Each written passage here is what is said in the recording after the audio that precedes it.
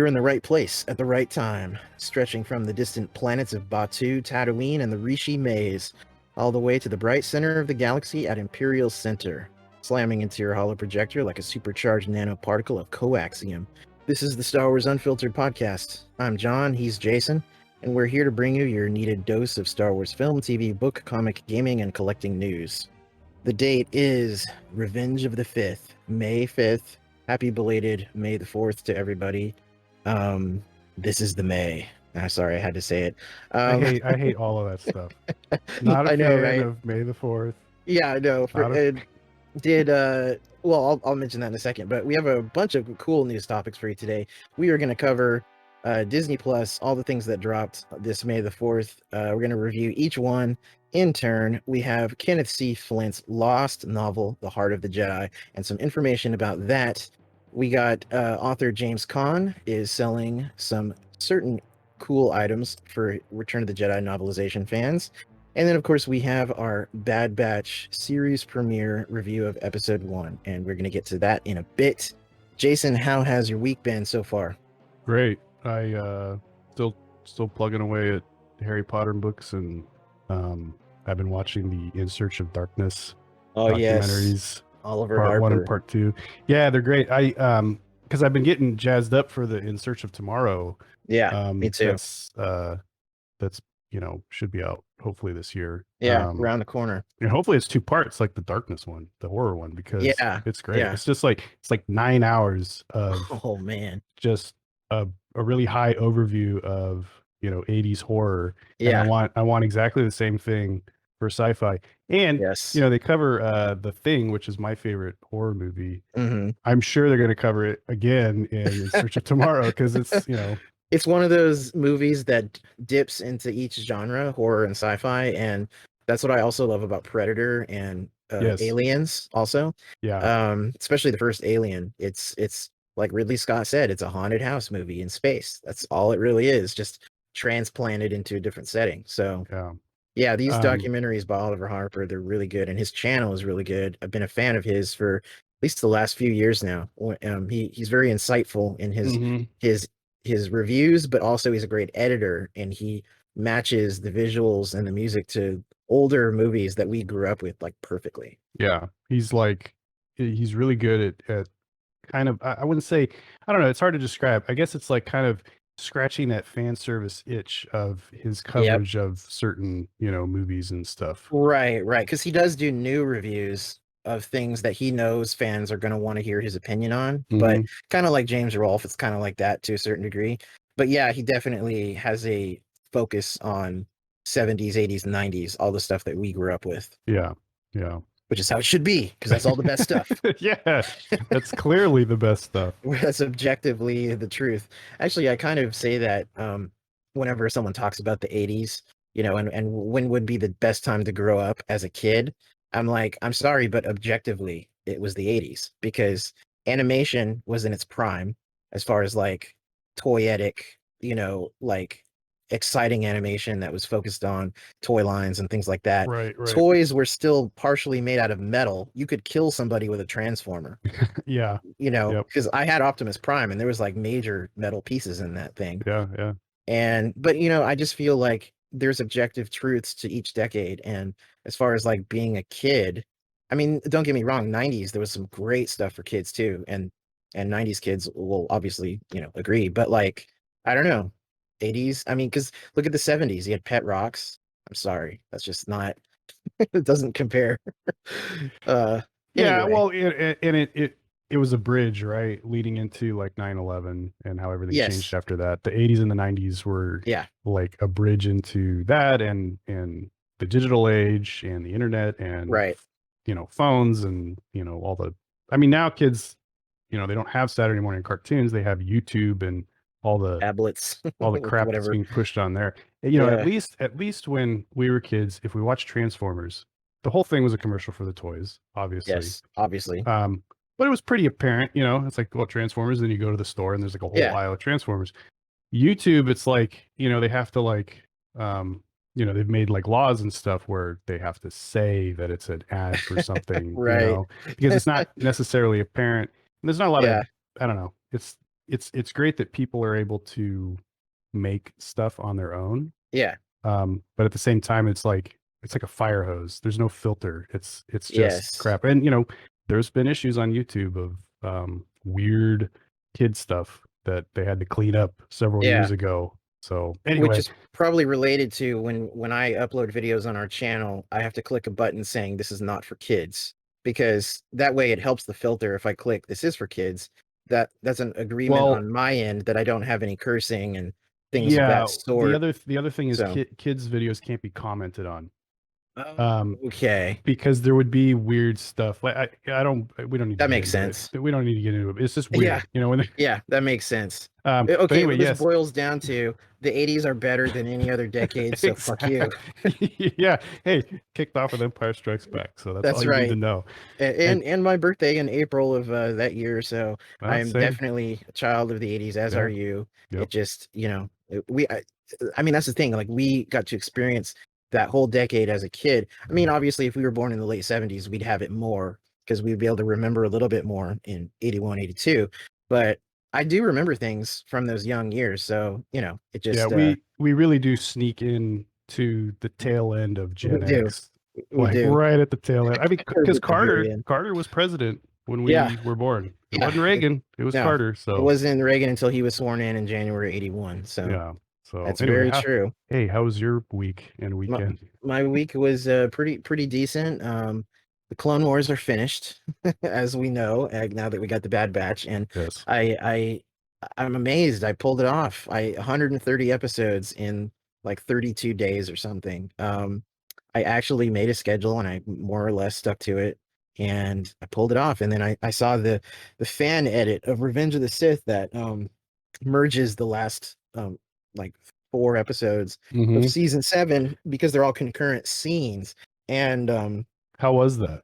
That was mostly pretty good. Some of the transitions are a little awkward on the music as it transitions to a live action scene in the movie.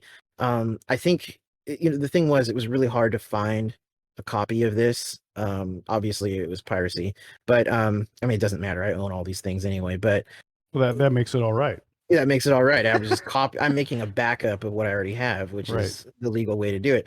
But there's been updated versions by the same guy, and so I couldn't find his latest version that kind of improves some of the edits and things. But I found his first version, and it was decent enough. And it was just really cool. I wanted to see it that way after finishing the rewatch of Clone Wars, and because I've already seen Revenge of the Sith enough times as it is normally. So I was like, hey, what the heck? Yeah. So it was very cool. And then it's just kind of funny because we'll get into it later on Bad Batch, but that's also concurrent with Revenge of the Sith. So I guess he's going to have a 3.0. And it's going to keep jamming in cartoon segments into and this first version also, on the beginning, like the first 30 or 40 minutes, also, I don't know why. I mean, I guess just to be complete, but it also had the animated Clone Wars, because that starts with the Battle of Coruscant. The original. The Genndy Tartakovsky one. Right, yeah. So that was really weird, going from fully animated to live action to CG animated. But it was like, whatever. I would never show someone that for their first viewing. That would just be terrible. But to a Star Wars fan, it is cool to kind of see how these puzzle pieces are connecting, like sequentially, instead of just like in our heads, Right. So yeah, it was pretty fun. And obviously we had May the 4th yesterday. And speaking of May the 4th, I want to talk about that for a second. This Star Wars holiday used to bug the crap out of me almost every year. It still does to a certain degree, because I feel like for us, every day is Star Wars Day, literally. We don't need a special holiday. It's Star Wars 24/7, more or less, in our lives in some shape or form. So whenever I would see this come up, it would always be like bandwagon people, kind of like, oh, May the 4th. And, it's like, okay. And I would always be like, well, it should be May 25th. That was always my thing. That's the real Star Wars Day. That's the beginning. That's when the movie came out. That's what I would say. Yes. Yeah. And I said that for years, but nowadays I've just I've let the reins go, and I've just let the cheese flag fly, and I'm just like, fuck it. Let it go, Elsa. Yeah, Let it well, go. it's all cool. We get our Disney Plus premieres on these days. It's a big marketing tool for Lucasfilm. They always release trailers or something on this day. So I just embrace it now. I don't like make a big deal of it really, but I just embrace it. It's just like whatever, who cares? It's just a Well, day. yeah, I think that I had a problem too, right? I was like, it should be on the release date of the original movie. Hmm. But the problem is now that it's become this big day for announcements, they don't want to do that on Memorial Day weekend. Yeah. You know, they Yeah, want it yeah. they want it to be its own thing, something consistent. Mhm. Um, so that it's fine. I'm more like you. I've let go and Yeah. I just accept it because that's really what it is. If they don't want to release all this stuff and news and all that on a holiday weekend, Yeah. they'd rather Yeah. do it on a just a normal day. Exactly. So Um, I also wanted to mention here real quick before we jump into our first topic.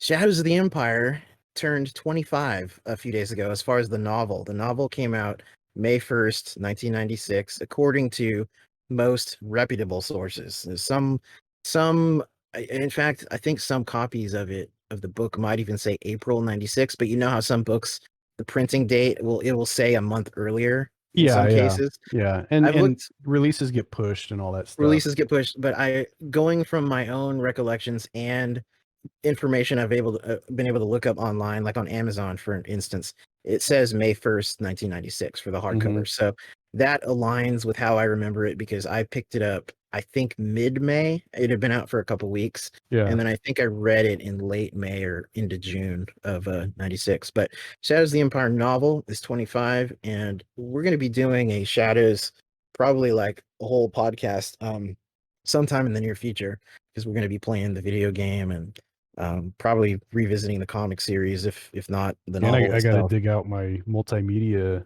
CD from storage Yeah, that has the I think it's got some soundtrack. pictures. It's the soundtrack and then pictures. I think there was pictures on it. Yes, yeah. I don't. Yeah, there was even behind the scenes photos of the orchestra sessions. Yes. Yeah. Also, yeah, Yeah. and like conceptual artwork by some of it was older stuff by Ralph McQuarrie just for Coruscant and things, but Hmm. then yeah, a lot of it was for Shadows itself. And yeah, Shadows of the Empire is 25 years old, and yeah, it's kind of cool. I mean, that was a big multimedia extravaganza at the time. So yeah, Which more of that. might be why it got pushed. If it got pushed, if there's a discrepancy in the release date on the novel Yeah, itself, it might have yeah, been pushed for because of other things coming out that yeah. coincided with it.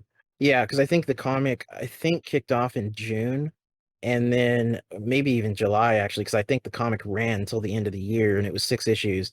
And then the video game didn't come out until, I believe, December, because that's when Nintendo 64 launched. Hmm. So it was like November, December, somewhere in there. So the game was late. People kind of assume it was everything at the same time, but that was Mm. actually the last piece of the puzzle, was the video game. So I don't even recall because one of the few Star Wars PC games at the time that I never got, and I didn't have an N64, so. yes, yes, same here. And yeah, we'll retread over more of those thoughts when we get to the game in the very near future. Hmm. So we got a big drop of, well, I wouldn't say a big drop of Disney Plus, but we got some things. Obviously, in addition to the Bad Batch, we got a couple other things. We got some On crumbs. We got some crumbs. They pretty much were, more or less, but they're kind of cool. We have this Simpsons short called Maggie Simpson and The Force Awakens from its nap. Hmm. Did you get a chance to watch this one? I did, and it's funny they call it that because there's very few references to the sequels in it, I noticed. Yeah, you see like Ahsoka, you see Darth Maul as baby. But What's that Ahsoka, I baby's wouldn't. I name? wouldn't. Oh yeah, yeah, yeah. Like With it's the like a little unibrow. He's always Maggie's nemesis. nemesis. Yeah, he was. Yeah, so they got references to Ahsoka and the Death Star, There and was even Lando in there for a second. yeah, Cloud yeah. City, napping school or whatever. And then yeah, it was pretty fun. I like when The Simpsons has done Star Wars references in the past in their normal episodes, they were always really funny. There was that one episode that got Mark Hamill where he was like dressed as Luke trying to sell Sprint promotions at a sci-fi convention. Right, right. So there was always, and of course, the infamous one of Homer spoiling The Empire Strikes Back to the lion as he and Marge exit the theater in 1980.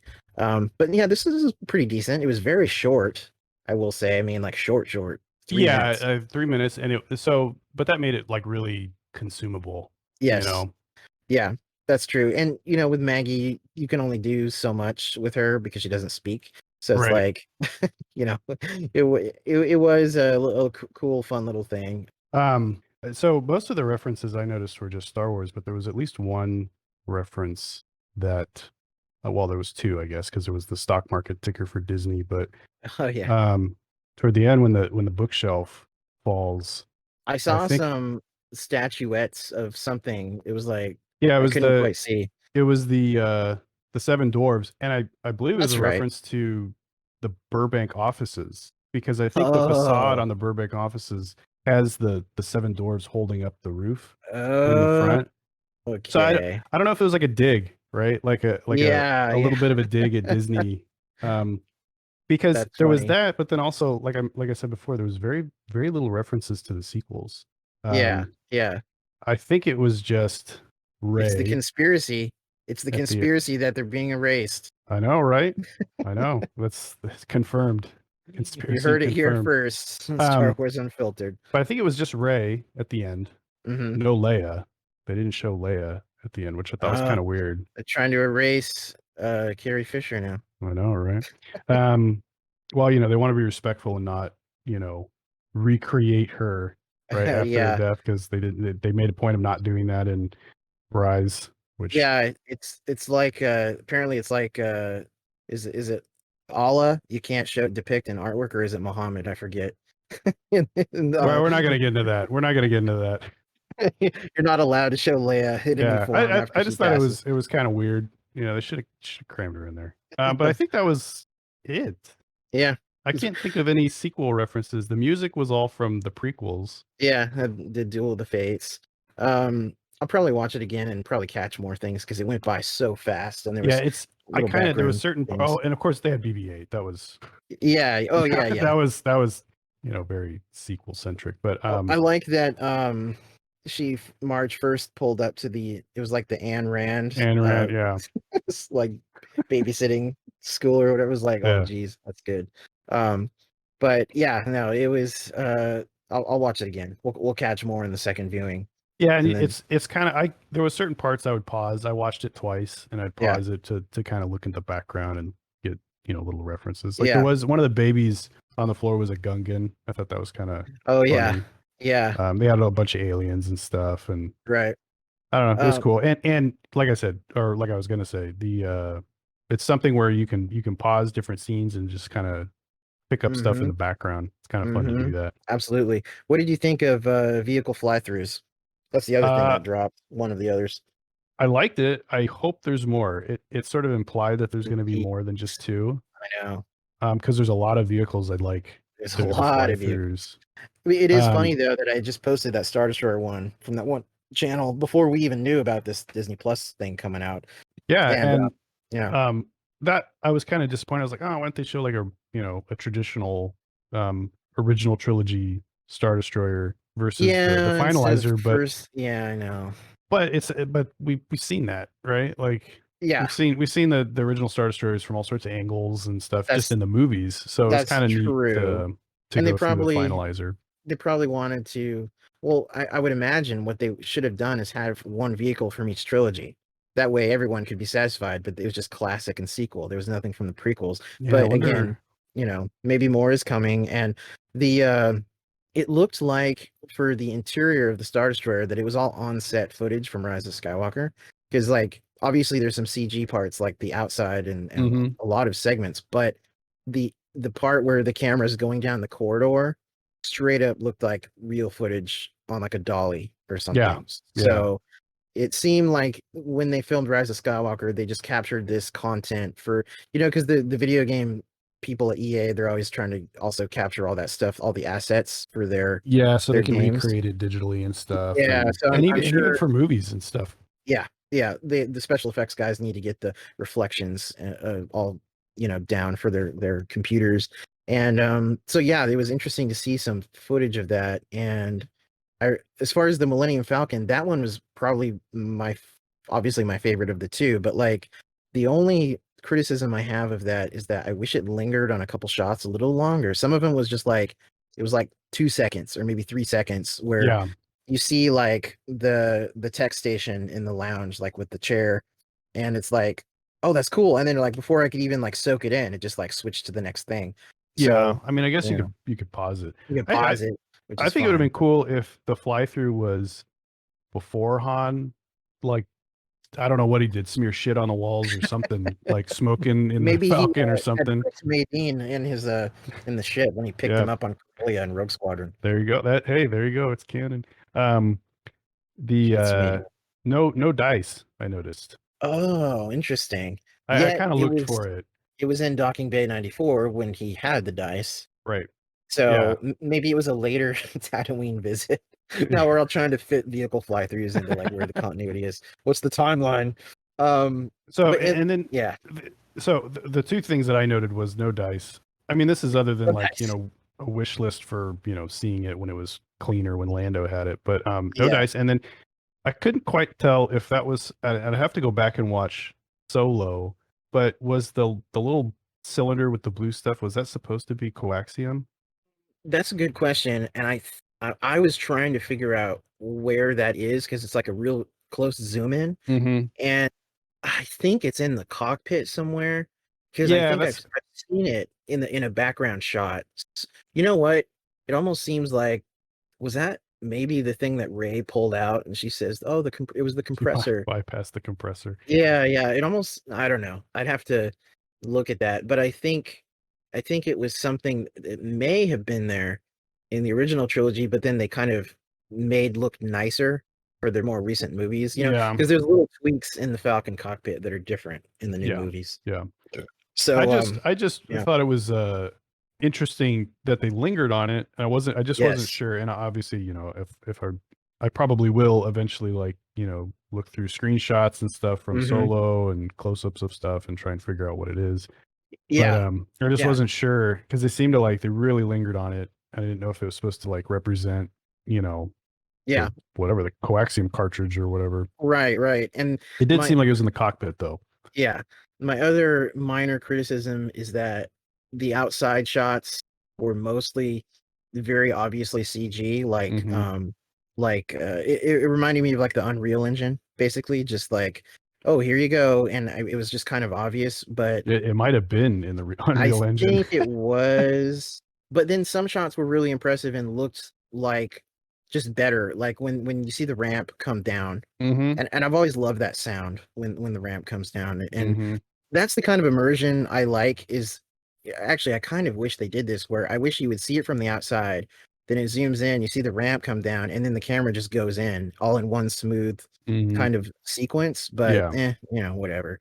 I guess can't look a gift horse in the mouth. It was still pretty cool. Yeah. I'm actually mildly surprised that they had the Falcon in Docking Bay 94. They didn't have it at Black Spire, what's supposed to be at Galaxy's Edge. To tie it into current stuff and the land at Star Wars or at Disneyland. Yeah, very true. And I gotta say, I'm not used to seeing the sky in Docking Bay 94 because obviously when they filmed it, it was an interior set, even though it's supposed to. But it's like every time you see that angle looking up, it's like, oh yeah. Yeah, it is kind of weird. The lighting in the original scene is so obviously interior, Yeah. But yeah, just one of those little things. If they had had it at Galaxy's Edge, they could have done a real shot because they have a life-size model of it.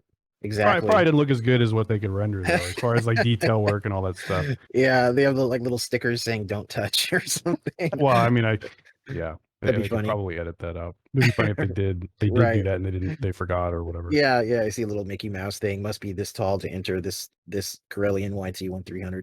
But anyway, it was cool. I hope there's more. Like the Death Star, that'd be cool. Yeah, Death Star would be cool. Super Star Destroyer. Even just seeing more interiors of the X-Wing fighters. Oh you yeah, know, the small A ships, that'd be cool. wings, Y wings. Yeah, I'm shoot. This should honestly be a whole series on Disney Plus Yeah. because I'm all about those kind of technically oriented Star Wars things. Just get the interns at ILM to do it as Yeah, part of their training or whatever. right, right. Now, what did you think of biomes? I didn't know what to expect with this, and it obviously is very immersive, but I didn't know it was going to be like just moving wallpaper. You Um, know? I didn't I thought it would just kind of be like quicker little segments and Yeah, cover more planets and biomes. right. Um, but it was neat. It's the I don't know. It's weird. It seems like something you would turn on to fall asleep to, but it's not quite long enough to Yes. do that. Yes, it's like 18 minutes. And actually, just as kind of a test to see how relaxing it could be, I played it a few times as I was reading last night, Yeah. just as a background thing on the TV. And it actually does work pretty well in that regard. Because you have, when it goes to Sorgan, the planet from Mandalorian, you got the Hmm. sounds of birds. And that one was probably the most boring because at least when you see Hoth, you see walkers, you see a Right. probe droid, you see on Tatooine, you see a sandcrawler, you see the droids, but then Sorgan, you see the Razor Crest fly by and land in the forest, and that's it. It's like, here you go, here's some rice patties Yeah. in the woods. It could have at So least shown the ATST I use like something. Or walking just through the not forest. show Sorgan. I mean, I get it's a relaxing planet. I get it. That's what it's supposed to represent Ye- before those pirates come. Yeah. But how about Endor? If you're gonna show a relaxing I planet with more things. I had the same thought. If you're gonna have a forest planet, it should be Endor or it should be Kashyyyk. One Yeah, of the yeah, two. yeah. Um, Yeah. and maybe they felt like they needed to show. They had to jam in something from Mando. Yeah, I mean maybe, but I mean even Mando. Well, I mean Tatooine kind of counts, right? Because he Yeah, goes to. true. And But yeah. but yeah, I get it. I don't know where else they'd go in Mando as far as Well, here's a the biome thing. they'd want to The show. the other they have planets that are more ominous, like Crate and Mustafar on this, and I'll get to those in a second. So obviously, for if they wanted a Mando planet that fit that bill, they could just show Navarro with like volcano fields or ships taking off from that city.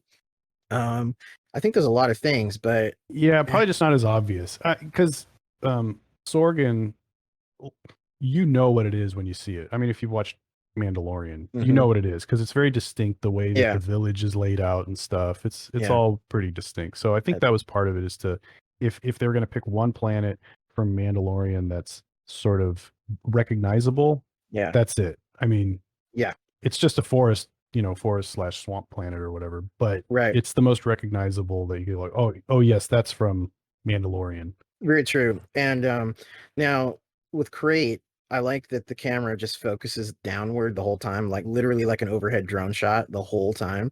Well, So you just what see else is there to show? what is this other show? So you see the lines, you see a couple, one or two of the speeders go by, and then you see the Hmm. gorilla walkers, which Yeah, are still one of my favorite sequel trilogy vehicles. I love the gorilla walkers. I love the yeah, sound they make. And seeing the pattern of their treads that they leave behind them has this very interesting, almost artistic kind of look. And so I think overall that was a cool one. yeah, Um, and Crate is probably the most interesting planet, yeah, um, yeah, in the sequel. visually from Yeah. the sequel I'd trilogy. probably I think I would agree. And then we got Mustafar, which might be my favorite of the biomes visuals. And when I first saw it, I almost thought, is this the same visual when you are riding that transport in the Secrets of the Empire VR ride? But I was like, no, it's Yeah, not. It's very yeah, similar.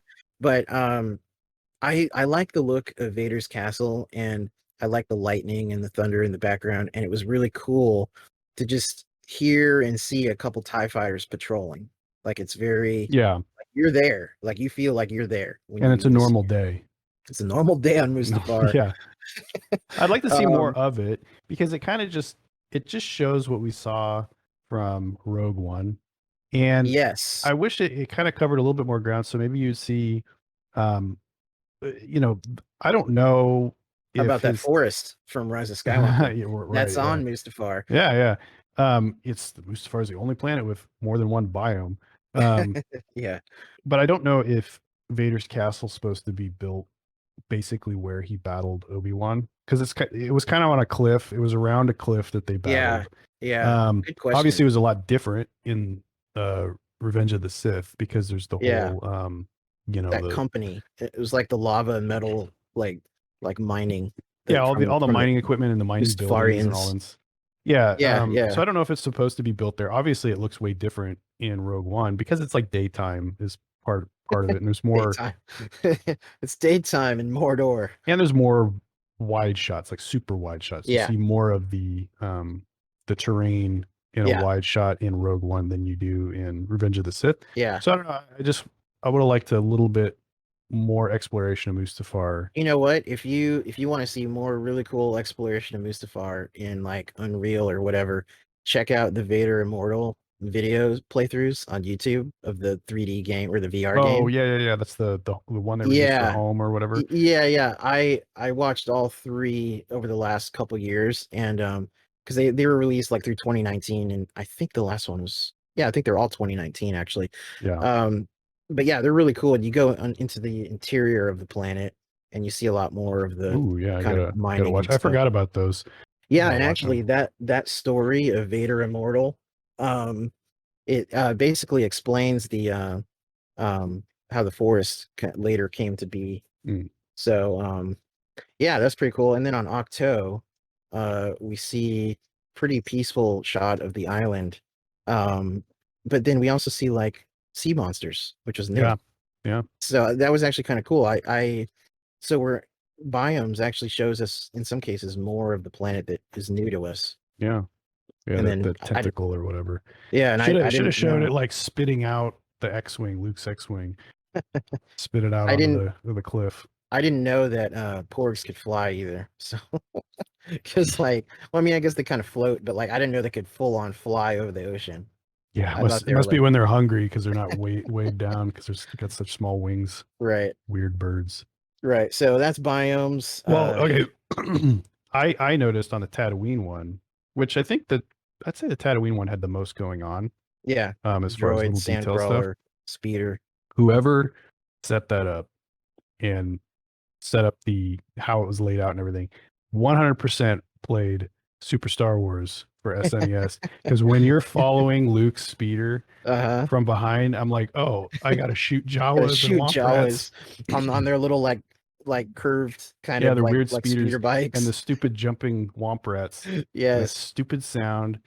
Oh Yes. man, that I Whoa. Whoa. mode 7. But I was like, Yeah. whoa. And then I was like, oh, that'd be cool. Like they should remaster Super Star Wars. Super Star Wars. Special edition. Hyper realistic Yeah. mode 7 Well, hey, gameplay. next year is the 30th anniversary of Super Star Wars, so Well, I'm not it's gonna hold high my breath time. for a High remaster. time, man. But Yeah, no, that you're right though. I didn't think of the Super Star Wars angle until you mentioned it. yeah, it's just I spent so much time playing that game. It's just like it's drilled into my head. Yep. But I thought that was funny. I would suspect someone played Super Star Wars that was involved in the Tatooine It could segment. very well be, and it makes you wonder who is in that land speeder, because if this is during A New Hope, we see the droids. That's obviously not Luke because he's doing something else at that time. Well, maybe he's coming back from Anchorhead or He whatever could be coming when back he's from hanging out with Anchorhead, Biggs and everybody. but I think the droids are in the Dune Sea, and Anchorhead's closer to Mos Eisley, so the location wouldn't be right. Maybe it But was Owen going out to the fix South the Ridge. the South Ridge. He's gonna have hell to pay. And then I wonder who was checking out the droids in front of the sandcrawler too. It was like, Oh, when it was flying up, I was like, oh man, are they gonna show? Because that would be like weird because the droids are over there and like, but it yeah, wasn't. It was are they somebody gonna else. show him again? We got to Like, fit it in. We got to fit it into like, maybe what's his face from Tales from Mos Eisley, one of the farmers yes. that's in the map story. Eric Johansson or his friend. Yeah. Yeah, with the mail order bride from Alderaan. Yeah. I didn't think she was mail order until just now, but I think you're right. Yeah, I mean it's kind of it, right? Like Right. I don't know if Yeah. she was mail order. Well, She, who goes from Alderaan to Tatooine by choice? to Yeah, maybe marry they're a just moisture pen farmer. pals. They're probably just pen pals. I don't remember. There's probably detailed in the story. I don't even remember at this point. It was only like a month ago that I finished reading it, but Yeah, I just that's don't our remember. Tales from the Mos Eisley Cantina update from Robert Stack. But you know what we got to do? We have to now. We have to go. We have to watch that segment and place it in the timeline because that one, Yes, that one is that could probably right be after the placed in the droids timeline. land. Yeah. Yeah, So yeah. we I'll got to go figure through it my out. notes. I got my almost like my hour by hour A New Hope notes. Yeah. Well, you got something else to add to it. Yeah, Yeah. The biomes was great. I yeah. like that. Biomes is Hopefully, there's cool. more of those too. That'd be Yeah, cool. absolutely. So Kenneth C. Flint, he has that novel that he wrote that was commissioned back in the 90s, right? It was 90s? Yeah, I think it was 1993. 93, yeah, Heart of the Jedi, and it's getting a I mean, it's an unofficial publication, but it's kind of a I wouldn't say official release, but it's getting released in It's book getting, form. yeah, there's someone who's put together enough money to print physical copies of what was an ebook. Yes. Basically, it's considered fan fiction because it was never officially published, Right. and that was available for, I think, the last few years at StarWarsTimeline.net. Right. And Kenneth C. Flint luckily still had the entire manuscript, and it was put up there. I sampled it. I remember reading one chapter. It was pretty good. And yeah, it's getting a physical release, not for Yeah, profit. nonprofit at cost through Amazon, which I think to me the most interesting thing is that they were able to do it. Not only that they legally were able to do it, I don't know if they got like sort of an okay or a blessing to do it for a Right. nonprofit, but just that someone was able to do it, like to have like a It amazes me. proper paperback release of a It book amazes that's me essentially fan fiction. because like it's using the Star Wars name. It's going to be on the cover. They have a mock-up. There was an artist that did it kind of looks like a old Bantam cover. It Yeah, almost looks Drew Struzan-esque, actually. it looks like exactly like something you would see on the bookshelf at Barnes and Noble or Borders in the in 90s. 1994 or whatever. Yeah. Yeah, I know. And actually, because of the, like, for me, questionable legality, just for my own questioning, I was like, this is for sale, like right now, I'm grabbing it because I don't know if like they're gonna get a cease and desist from Lucasfilm or not, or it might just have a little print run, maybe. But I was like, I'm grabbing this because even though, yeah, I could read the ebook, just the idea of having a lost Star Wars novel in physical form just sounded cool to me. So Yeah, even I am teetering on the edge of hitting the buy button on Amazon because although I more or less just read everything on my Kindle now, and I don't collect paperback books or hardback yeah, books even now, for the most part. It's still something I feel like I don't want to miss out on.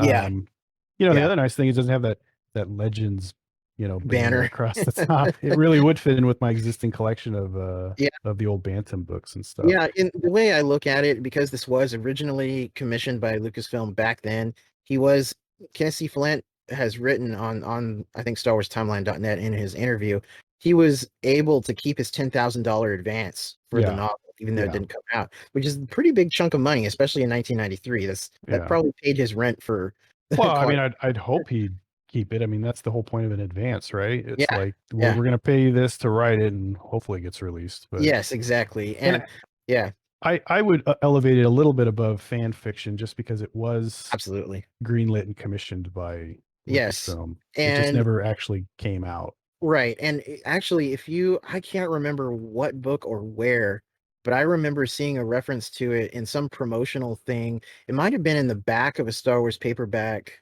from around back then, maybe. Oh man. Now I But gotta I remember it's like coming soon. now we gotta Uh, pour through all of yeah, our but physical it said books like to see. coming soon, Kenneth C. Flint, The Heart of the Jedi, and yeah, it was kind of one of those things that you just kind of heard about here and there. And actually, there's been a few lost novels from back then, and there was one from, I think it was from, I can't remember if it was Barbara Hambly or another author. There was a reference to it in one of the role playing books, like on a timeline. I can't remember the details, but and then sometimes even titles got changed. I remember there was a thing they were talking about. the fourth Rogue Squadron book, before it had the title of the Back to War, I saw a promotional thing saying it was going to be called Rogues Unbound, and I was like, oh, interesting.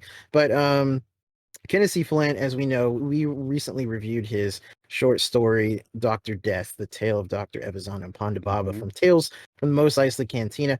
And so he is an official part of the Star Wars author universe. And then he also wrote Effant Mon's tale in Tales from Jabba's Palace. So he's got a couple short stories out there. When I get my physical copy, I intend to read it within the next couple months, and big if with me and my scheduling of stuff. But I'm hoping that I can read a copy, or maybe we can together, and then maybe do a review of it and see how it fits into the existing Star Wars universe. Yeah, you know what? I'm clicking buy now right now. I'm gonna do it. Yes. All right. And the nice thing is too, he edited it to fit in the timeline. Yes. Of Legends continuity, as far as I know. Yeah.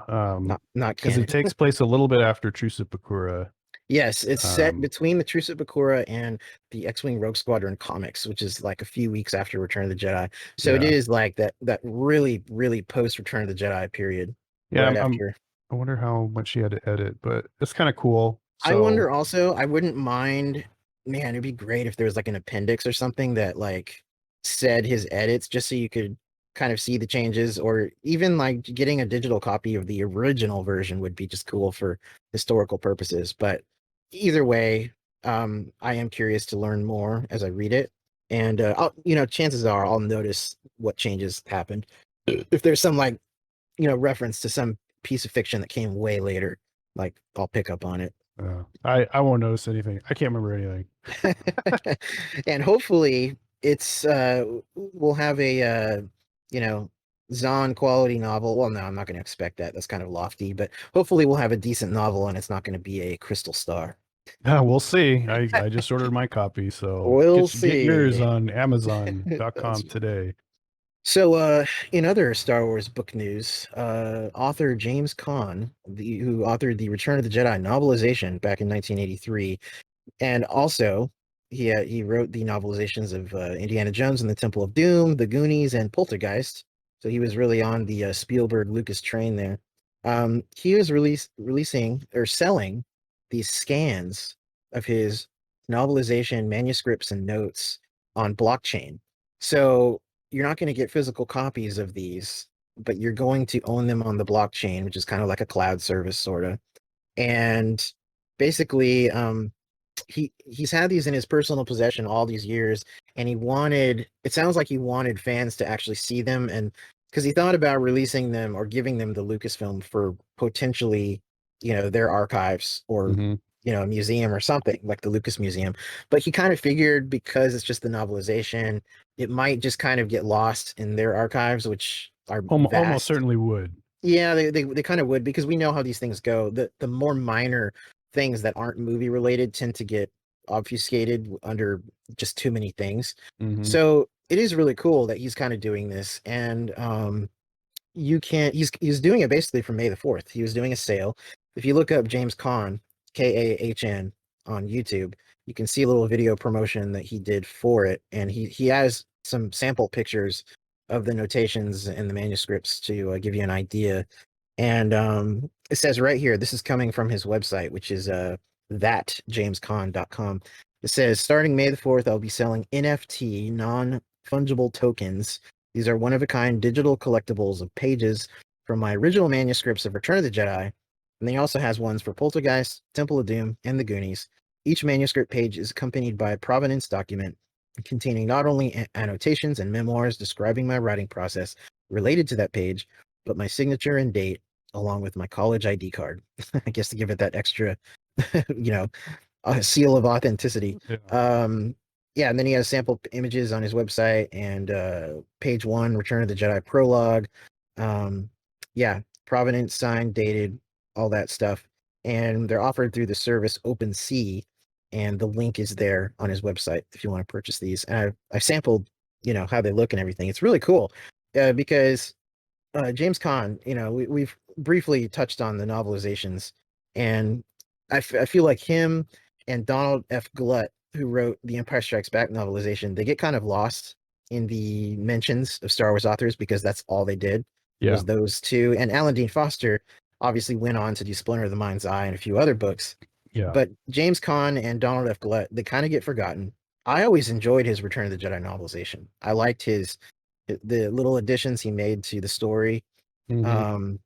And yeah, I think this is a really cool collectible. I would, if you know what, if it was something physical, or if I was able to maybe print it or maybe you can print it, I don't know. But if I could just like get it from my own, like, binders or somewhere I could put it or frame it, I would love doing that. So yeah, it's interesting. This is obviously trailblazing stuff. I know that they've been selling other stuff as NFTs on blockchains, art and writings and stuff like that. So this is like just one more thing to like kind of get it out there as like this is something you can do. Like if you want to sell something that, because the alternative would be to like try and create some sort of like annotated version of the book, or just freely throw it up on your website type thing. Which probably both of those, one, you probably can't get anybody to sign off on publish, publishing something like that. It costs too much money for no demand. But you want to get some money out of it, so you don't want to just throw it up on your website. So this is an interesting way to kind of monetize selling something like this, something that would be very difficult to get into people's hands and or to sell otherwise. So I hope this kind of opens the door for more things like this from other authors or artists from Star Wars. Yeah, I guess it's kind of, without fully understanding, I mean, I suppose there's no reason why you couldn't just screenshot it and send it off to somebody as a JPEG or whatever, PDF. Yeah. So there's not like, some security concern, but it is just like a way to sell something digitally. Yeah, and I guess it's not that different from getting a subscription service to an archive of images or, text of something. So comic books, comic books digitally. So I think it's pretty cool if it's an extra kind of thing that otherwise normally wouldn't easily be physically printed and propagated through normal channels, because this is for the hardcore fans. This is like for you and me and other people that grew up reading the novelizations, and we just want that little like kind of memento of expanded universe, like keepsake. So yeah, this is cool. One interesting thing I didn't realize is he would write. I mean, I didn't really think about it because I assume most authors type their stuff right when they're working on a book, but he writes it out. Like he did, and Lucas does the same thing. He would write his scripts in just a notebook by freehand. Yeah. So I guess, but a script is a lot less dense, I feel like, than a book. That's true. So it's like, dude, like how, man, his my hand wrist is killing me. I know. My wrist is hurting just thinking about it. Just looking at one of the pages on that site, OpenSea. .io. Just looking at one of the pages of his manuscript, I'm like, oh man, I can't imagine writing all that stuff out. Yeah, no kidding. My hand hurts just filling out an application. Yeah. That's it. Work sucks. Yeah. Yeah, anyway, so it's an interesting little thing. It's I don't know. I don't know if it's like this is going to be turned into some big thing, not necessarily because of this, but just in general. The idea of collecting something digitally and having kind of that certificate of authenticity, and the blockchain being a way to make sure it's like unique, a unique item. I don't know if people are going to go for it in general. I don't know. It's cool to see something that might be somewhat collectible and or wanted by a certain segment of a certain fan base to be presented this way, to push this technology and test it out and stuff. So that jamescon.com. All right, and finally we have our Bad Batch series premiere review for the new series. Episode 1, Aftermath. What did you think? Well, let's see. We'll start with segment. Non-spoilers. Yeah, no spoilers. What did you think? Overall, I felt it was, I would say, great. I wouldn't say like super great. I enjoyed it. It was gritty. It was kind of dark. There was some very dark segments, actually. I think it was definitely a continuation of the Clone Wars, not obviously just because the story picks up where Clone Wars ended, but you have more or less a lot of the same characters transitioning over. And I think that this is an exciting time period to open up. Like we've had novels post Revenge of the Sith, and we've had some short stories and comics and things like that, both in Legends and canon. But as far as I know, this is our first canon, like, animated CG or film, not live action obviously, but first time we've seen a kind of filmed media Mm-hmm. that's post Revenge of the Sith. So overall I felt it was awesome. I liked it. Yes. I think that's all I can say without spoilers, really. It's I hard. liked it too. I approach it from a different angle than you, because you had seen all of Clone Wars before. You actually went through and rewatched all of Clone Wars again just for Yeah. this series. Yeah. And I have watched very little of Clone Wars. Yeah. I've only gotten through maybe 20 episodes, I Hmm. think. And I'm nowhere near being done or close to even where the series picks up from. Yeah. So for me, I'm approaching it from like kind of the casual Star Wars fan that's just seen the movies, right? Yeah, more or less, because like, Obviously, I'm not super casual like that, but this is where This is my starting point for this series. no, it is Um, good to have that point of view, because I even read an article saying how it was kind of a cynical article, but they were like, "Oh, is it going to pull the kind of numbers Disney wants? Because what they really needed to launch is a live action series again, especially on May the 4th. And people of a certain age are going to look at this as just another kids series." And it's like, yeah, but you know to what? me, That got him into trouble in the first place, right? Because Disney buys Lucasfilm $4 billion. mhm, They got to get a return on that investment, right?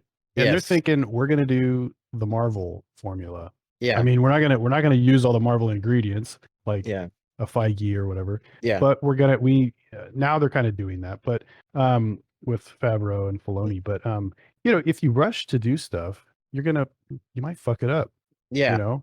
yeah. So I would push back on that and say, you know what, they don't need to force that. It doesn't need to be live action. No, We've no. got lots of live action stuff We got a live action coming coming up. around the corner. And Yeah, I think it's healthy and good that Lucasfilm Animation, that division of the company, always has a project, because whether it was Clone Wars, Rebels, Resistance, and now this, they need something yeah, that's animated, or yeah, and something that is focused on the kids. Like George Lucas has said, Star Wars is made essentially for kids. yeah, Maybe kid at heart, but kids. And I think if someone is being overly cynical and thinking that this is just for kids, they clearly didn't see the episode, yeah. because even though, yeah, a kid can enjoy this, and you have It even deals with some dark themes. there's some very dark themes, and even Clone Wars, as it went on, it got darker and darker, Yeah. and this certainly picks up on that. Yeah. So, So I would say that having not watched Clone Wars and stuff, it's very, very accessible to someone that hasn't watched the Clone Wars, which was yeah, nice. And that's going to be a lot of people. it Um, is going to be a lot of people. there's stuff for everybody. If you hadn't watched the Clone Wars, there's still stuff if you've watched Hmm. Rebels. Hmm. Obviously, if you've watched the movie, because it has stuff directly from Yeah, the movie in it. So, yeah, I liked it, and it was enjoyable. You don't have to be a no, hardcore Clone Wars fan to enjoy it. yeah, So now we yeah. can get into spoilers, I think. Yeah, here's our spoiler section. And going off that point, actually, uh, because obviously I'm hardcore. We're both pretty hardcore, even though you haven't seen Clone Wars. But like, we, Are you judging me? no, I'm not. What I'm getting at is that we're not casuals. Right, Like right, yeah, you and I, we notice the references to different things, even if we don't know the reference. We know this is a reference to something, right, like a comic or a novel or whatever. But what I notice, objectively speaking, is that there is something for everybody in this, because you have new kids that are watching it, or really it's the Clone Wars generation. There's this fan generation that is their first Star Wars, and they yeah, grew up with Ahsoka basically, and yeah, now even Ahsoka is like a young woman at the end of the Clone Wars. And this, so for new, there's going to be new fans where this is going to be their intro to Star Wars. And I think having this young girl Omega, that might be the kind of the avatar for kids to help them kind of, get into things. But like I said, it's dark and it really picks up on that Order 66. Well, let's just talk about the story.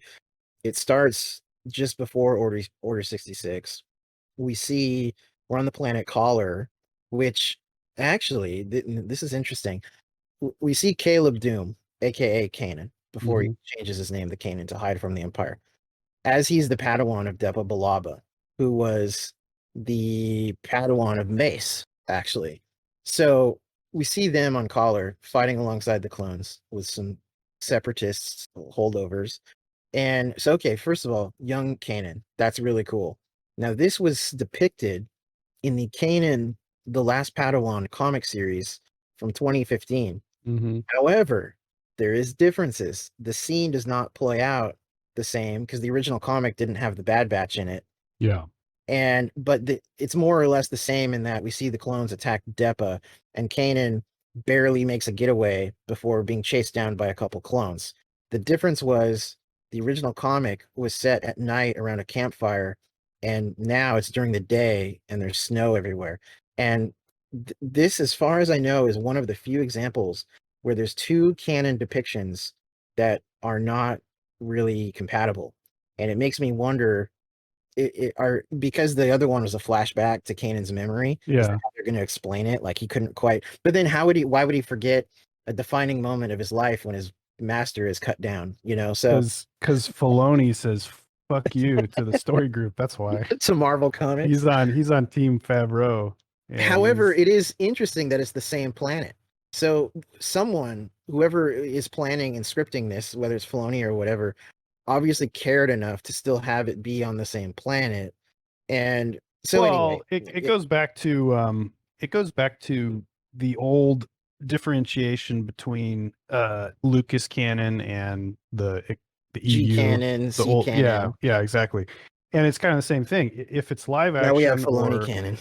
If it's F canon, F canon, you've got movies and shows, cartoons and live action. Those are they're always gonna trump books and comics. And comics are gonna they always will be bottom of the canon barrel.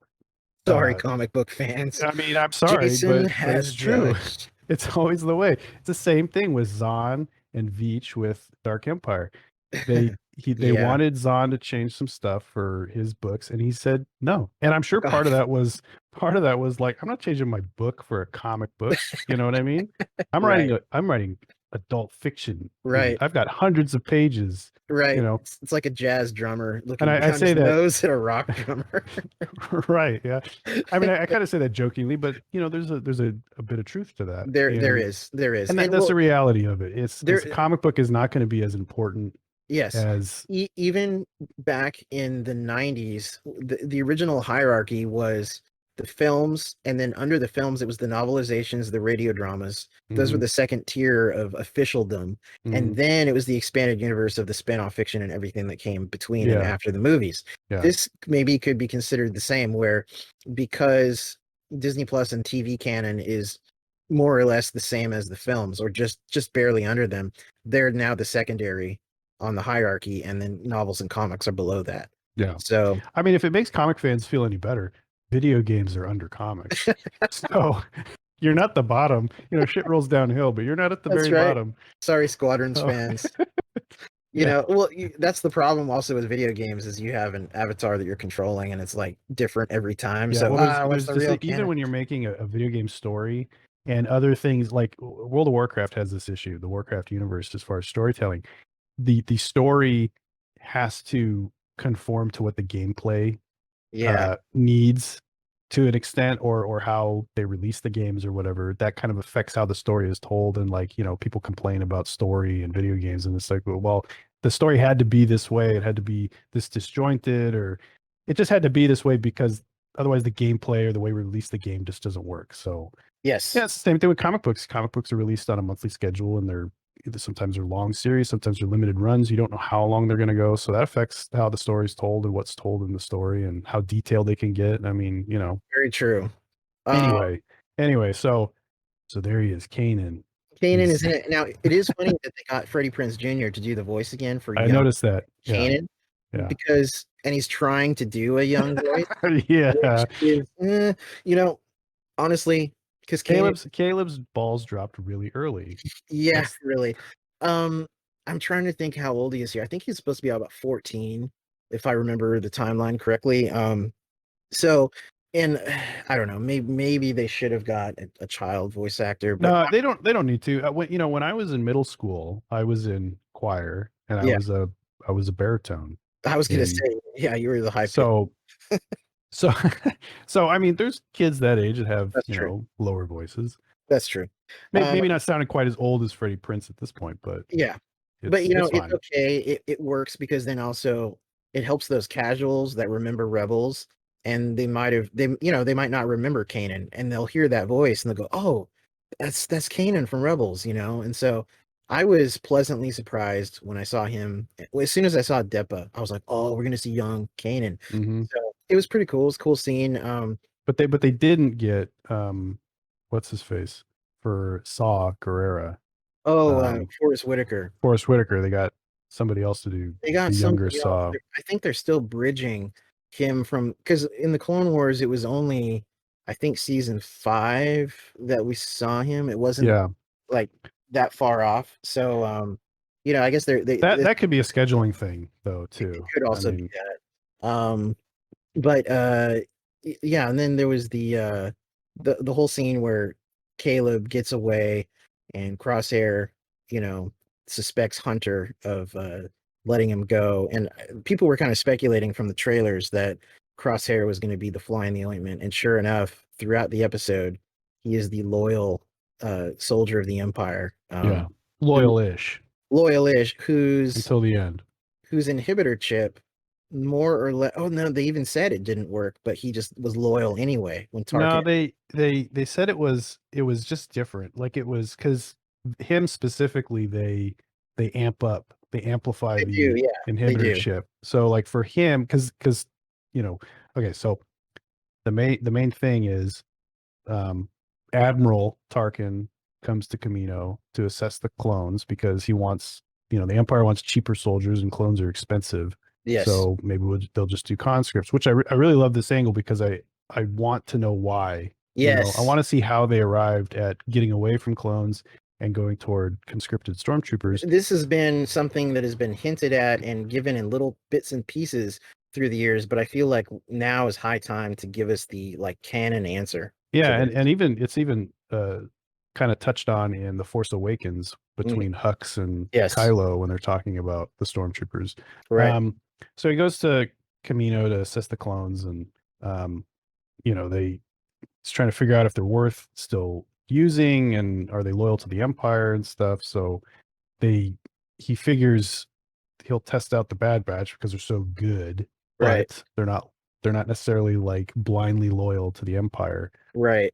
So they increase his inhibitor chip or amplify it to make him, which I want to see how that works out, right? Because obviously it worked on him. So why don't they just continue making these modified clones? Right, who are absolutely loyal.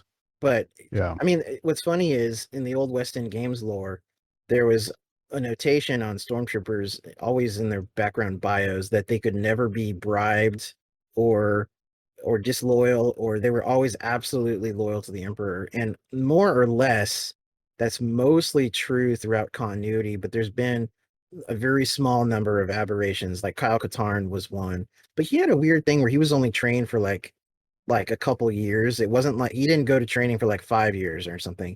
And then Davin Felth was had weird 6-month accelerated clone, or stormtrooper training. So I don't know what's going on with that, but yeah. So during their exercise against these droids and things on the training facilities on Kamino, eventually Tarkin ramps it up and he says live rounds, and then that really makes it clear to them that things are serious. Like it almost seemed like I thought Tarkin was just trying to get rid of them.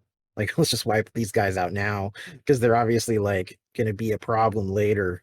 Yeah, I don't know. I mean, to me, he's open to the idea of clones, but not if there's any issues. I mean, he's Yeah. skeptical, but obviously he uh he's open to the idea enough to test on Crosshair Yeah. whether or not the inhibitor chip can work. Yeah. Oh, and I wanted to say too, I remember when we were talking about the trailer a couple episodes ago, you were kind of like, you're like laughing like, oh, it's Tarkin again. How many times have we seen him? However, this now does actually make sense that he's in this and part of a focus of this episode, because there was a direct connection. Echo, who's the kind of cybernetic Bad Batch clone, Yes.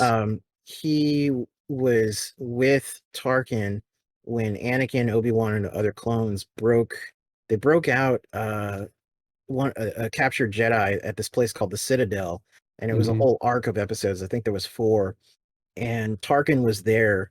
I can't remember if he was a prisoner. I think he was, in addition to this Jedi. And the whole time, Tarkin is being a smartass, criticizing the clones and everything. So Mm-hmm. this was written very well as far as like dovetailing those story threads with Tarkin. Mm-hmm. And then he was also part of the trial against Ahsoka when she was said to have killed a Jedi during the Clone Wars episodes, but then was when she was cleared of that charge, she left the Jedi Order.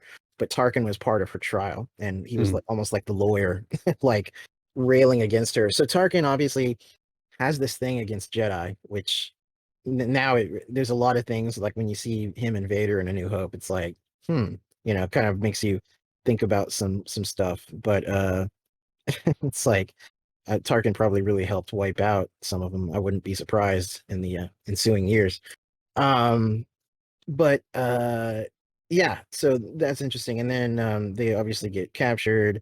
This little girl Omega, who's kind of mysterious at this point, and is still mysterious to us. Well, it's not that mysterious. I mean, she's a clone. She is a clone, but she's female, and so I guess that kind of makes her literally part of the Bad Batch. Yeah, yeah, I mean that's a plot point, right? When I think was it Lamasu Mhm. references there being 5 in the batch, but Yes. Echo's not actually Yeah. part of the Bad Batch because he Right. wasn't a modified clone. So Yes, because he was captured by the Techno Union, and he disappeared for like 1.5 seasons in the Clone Wars, and it was only in season 7. This was the one last year where yeah, he was found again and saved by Rex. So anyway, but there is some mystery around her because she has that little conversation with Crosshair about like she knows what he's gonna do, but he has no yeah, choice or whatever. So I don't know if they're implying. I mean, there's theories about her being Snoke. she is Snoke. She is Snoke. She's the pre. Your Snoke theory sucks. Yeah, she could be the precursor or the Grogu or You something. never I don't know. You know. never know.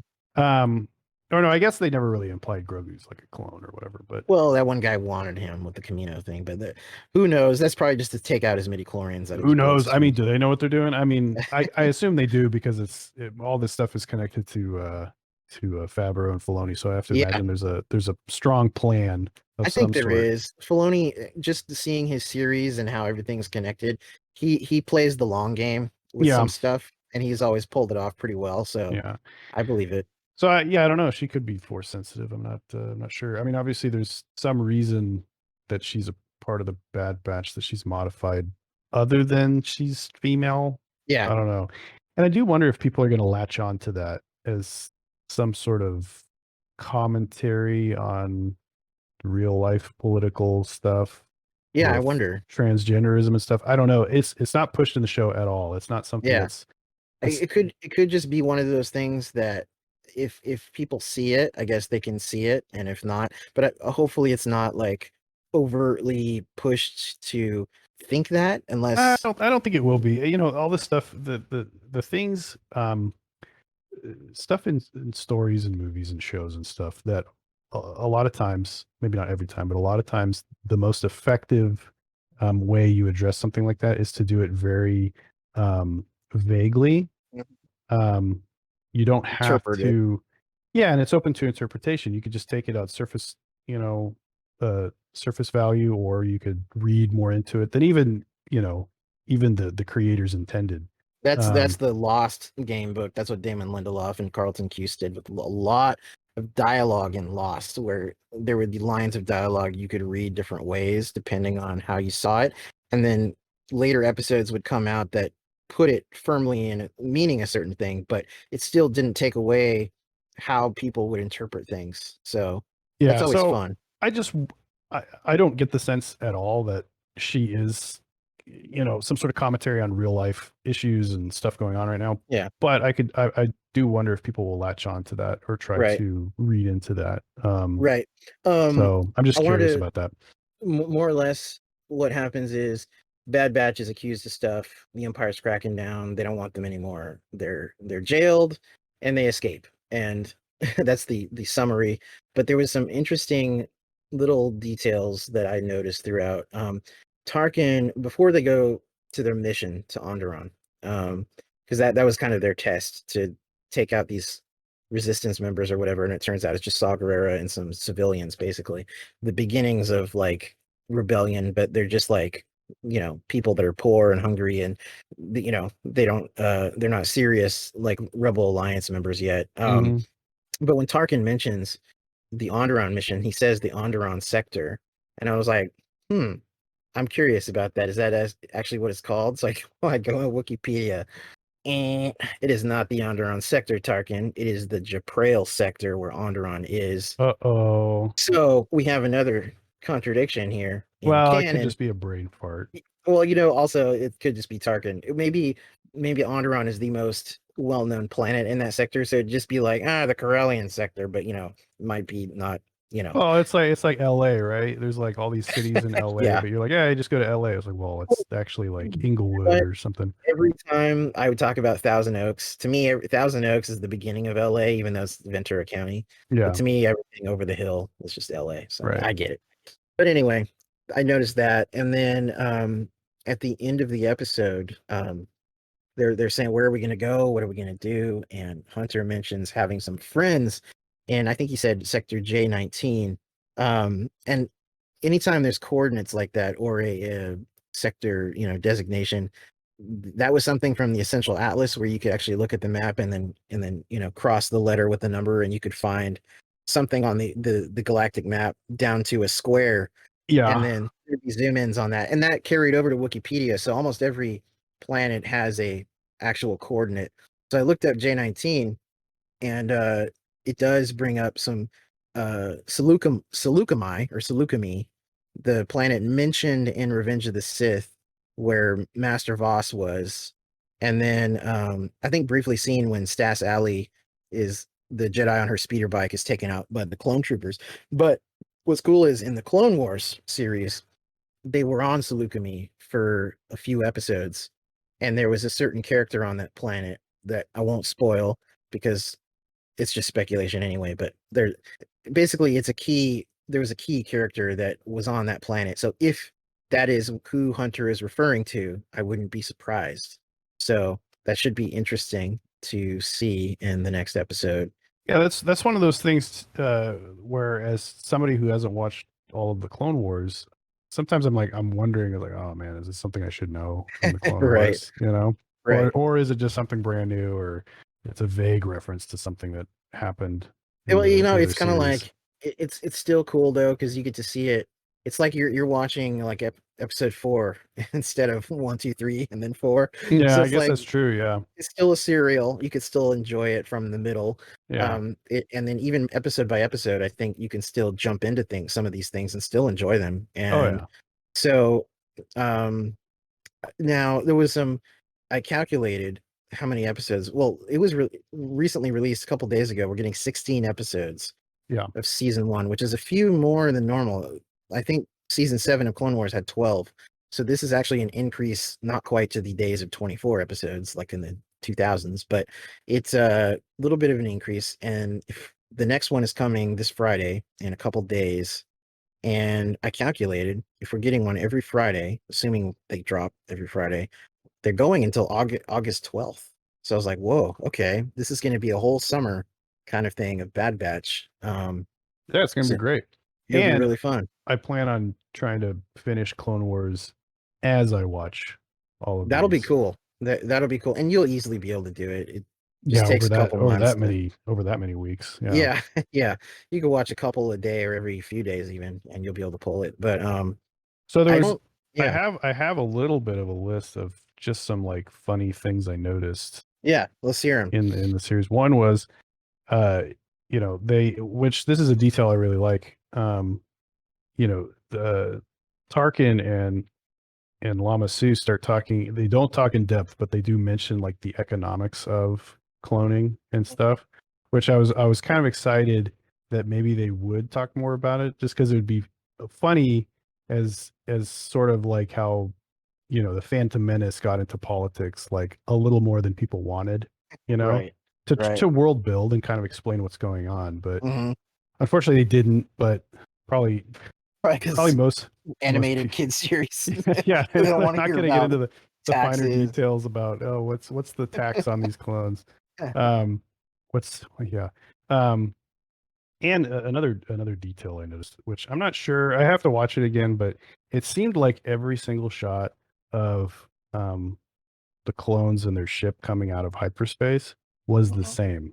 It was just the backdrop was different. Interesting. I'll have But to pay attention to it that. almost seemed like they reused that particular shot of the left to right. Yeah, It just kind of got comical, right? To yeah, me yeah. anyway, because it looked so similar and it was just the background changed. I gotta Um, say, I love their shuttle, and I looked up oh, on it's cool, yeah. Wikipedia. I wanted to see like what class it was, or if it even had a detailed entry. It's an Omicron class shuttle, Mm. so it is really cool. I'm assuming it's seen our fleet systems, just like the Lambda. Um, another thing was Saw Gerrera refers to, you know, a coming civil war Yeah, versus the Clone War. yeah. But to me, the Clone Wars were a civil war because it was, you know, members of the Republic, Separatists. members of the Republic seceding from the Union, Yeah, it just was. like our civil war. I thought that was funny that he like it kind of differentiated that. You know, Yeah, obviously it's from whatever your, you know, your own point of view. right. And Um, obviously, the War with the Rebels was called the Galactic Civil War, but that's true, yeah. technically there that it's kind of vague when that starts. Some people figured it was right after Revenge of the Sith, but most people, I think most reference books say the actual beginning of that was like the Battle of Yavin. Yeah. So I don't know, but that is an interesting wording. Right when a giant civil war ends, you're like, oh yeah, the civil war is about to start. It's Yeah, like, what the- it's just funny. Like even when before he said that, and I was sitting down to watch it, and you know, obviously it's the intro has the Clone Wars, and then it burns off into the Bad Batch, Yeah, which I thought was great kind of intro. cool. But it's just funny that like they always refer to that conflict with the Separatists as the Clone Wars, but only one side was using clones. You know, it Yeah, wasn't like I don't clones know. versus clones. Clone Wars kind of before the prequels came out, it always to me implied two sides both using clones, right? Exactly. I think that's what we all kind of speculated as fans. Yeah. So it's just kind of it's just funny, you know. Obviously, it's not like a big deal. It's not like it Right. has any impact on canon. It doesn't ruin anything. It's not a negative thing. It's just an Yeah. interesting, you know, from a certain point of view, I guess. Right. A What certain point of people view. call what people call different things. Right. Yeah. You bring up a good point though, and I've never given much thought as to why the Clone Wars are called the Clone Wars until you mentioned it. It'll Well, be because interesting to Yoda look into. said, because Yoda coined the term, and everybody I had to guess follow so. Yoda's thing.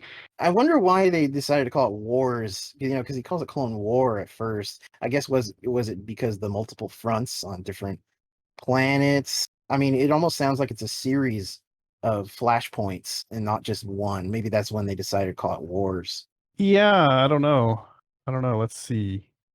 The Great War, World War II, a collection of wars, the World Wars, but that's two separate wars. I don't know. I don't know. This is We'll go down the Clone Wars rabbit this is hole a rabbit hole between that episodes. I do not want to get into right now. The Yeah, only other yeah. thing I thought that I noticed was those live fire droids Mm-hmm. that Tarkin had go up against the Bad Batch Mm-hmm. or Clone Force 99. They were very reminiscent of Dark Troopers. Yes, They they seemed were. like Yeah. proto Yes, Dark I Troopers. think that's absolutely what they were going for. And there was in Rebels, there was proto Dark Troopers or sort of side Dark Troopers on that one episode, like a single episode. It was, I think, season 3, and they were on a cargo ship, and they were like inside of it. And those, I think, were even said in the behind the scenes stuff by Filoni. They were a little nod to LucasArts and the Dark Troopers. So I think these were also, and I gotta say, it's cool. I think it's cool that Dark Troopers now are, even though they're not common, they're not used throughout the Empire.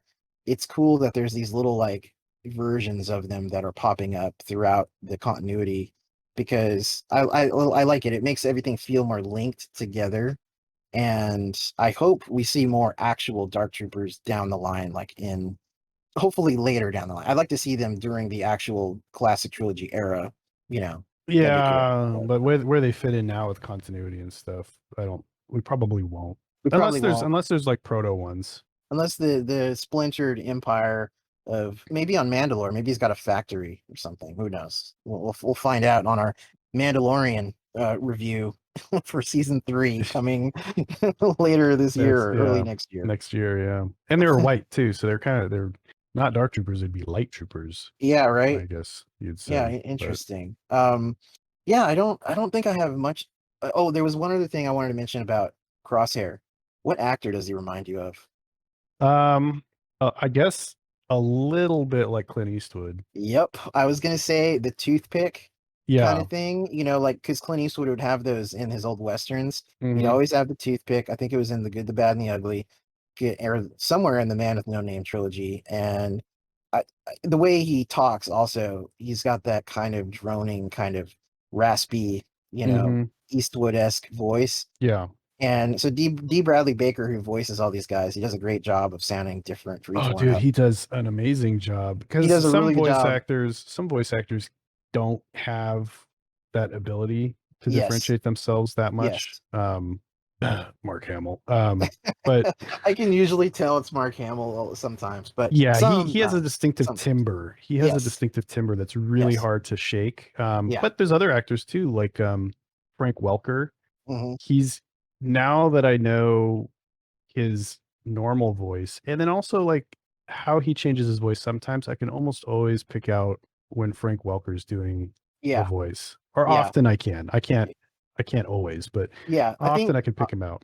Obviously, D. Bradley Baker got so much experience doing the individual clones through the Clone Wars that doing hyper individualistic ones for the Bad Batch just amped that up even more, because Tech absolutely sounds nothing like Crosshair and nothing like Wrecker.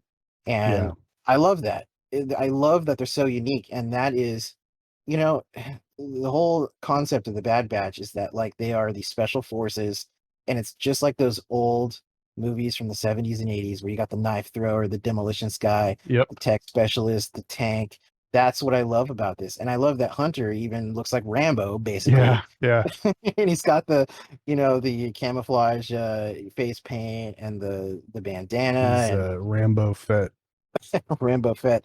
So, yeah. Crosshair as Clint Eastwood, I picked up on that. And even in the Clone Wars, Cad Bane, the Duros bounty hunter, he, with his hat, and he had a toothpick also. He was obviously a Eastwood reference. So I will see that soon. Yes. So yeah, one of those little things. I think that's about it for my thoughts on episode 1, Aftermath. I don't think there's anything else. But I'm excited to continue watching. This is good enough to where I will tune in every week versus just waiting for it to be done and then binge it all at once. Like, absolutely. I'm excited to see where the story goes from here. Yes, and that about wraps it up for this episode of Star Wars Unfiltered. Remember, you can listen and watch all our stuff at YouTube at Star Wars Unfiltered. We are on Facebook. We are on Instagram, where I've been posting once again here and there. And you can reach us with any questions or comments at starwarsunfiltered@yahoo.com. And until next time, take care, everybody. Good night. I didn't look up a funny bit. Maybe this is bitch. You son of a bitch. This is a joke. I'll see you in hell. I'll see you in hell.